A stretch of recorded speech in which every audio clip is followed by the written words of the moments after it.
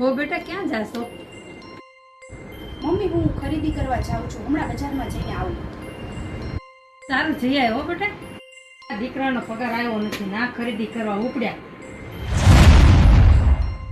બેટા ખરીદી કરી આવી? હા મમ્મી, ખરીદી કરવા ગઈ હતી પણ કાંઈ ગમ્યું નહીં. સારું મમ્મી, હું સાંજની જમવાની તૈયારી કરી નાખું હો. હા કોઈ વાત નહીં. તો ખરી આમાં શું લઈને આવી છે? આ તો ભૂખું બોલે છે.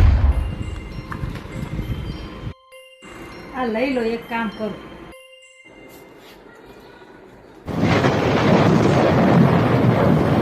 એ મમ્મી, મારી વસ્તુ જોઈ આમાં નથી.